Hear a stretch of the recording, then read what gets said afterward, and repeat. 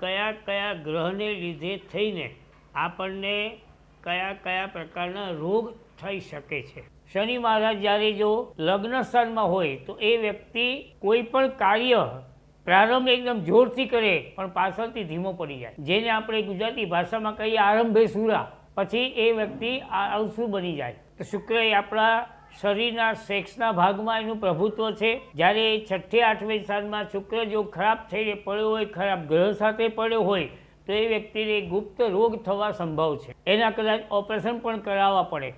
તો જેની જન્મ કુંડળીની અંદર લગ્ન સ્થાનમાં 6ઠા સ્થાનમાં કે 8મા સ્થાનમાં સૂર્ય હોય તો એ વ્યક્તિને પિત્ત એસિડિટીની તકલીફ વધારે થાય। બીજો ગ્રહ ચંદ્ર કે જેને લગ્ન સ્થાનમાં 8મા સ્થાનમાં ચંદ્ર હોય તો એ વ્યક્તિને આપણા શરીરમાં રહેલા પાણી ઉપર એનો પ્રભાવ હોય એટલે એ વ્યક્તિને શરદી કફની તકલીફ વધારે થાય। નાનપણમાં એ વ્યક્તિને ઘાત આવે, પાણીની મુસાફરીથી બચવું। લગ્ન સ્થાનમાં જો મંગળ હોય તો એને નાનપણમાં માથાના ભાગમાં વાગવાથી તકલીફ થાય।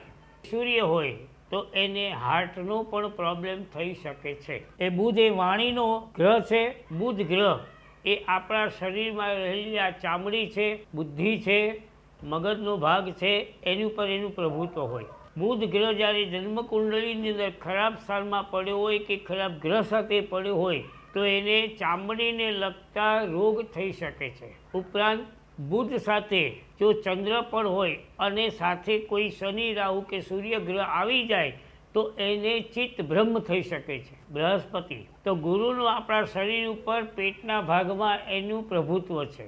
ગુરુ ગ્રહ જ્યારે ખરાબ થાય તો એને ગેસ અથવા લીવરના આંતરડાના કોઈ રોગ થવા સંભવ છે।